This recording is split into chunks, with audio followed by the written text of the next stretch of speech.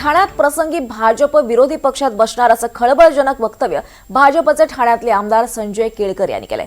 ठाणे महापालिकेवर आमचा अंकुश असेल असं सांगतानाच सत्तेत असलो तरीही आमची भूमिका दोन्ही बाजूने असणार आहे असंही केळकर म्हणालेत। ठाण्यात भाजपचे 28 नगरसेवक निवडून आले असून सर्वात मोठा पक्ष म्हणून शिंदेंच्या शिवसेनेनं 75 जागा मिळवत ठाण्यात मोठं यश मिळवलंय। ठाणे महापालिकेत बहुमतासाठीचा 67 हा आकडा गाठला असून ठाण्यात स्वबळावर सत्ता स्थापन करणं आणि शिवसेनेचा महापौर बसवणं सहज शक्य होणार आहे आणि त्यातच केळकरांच्या विधानाने राजकीय वर्तुळात चर्चेला उधाण आलंय।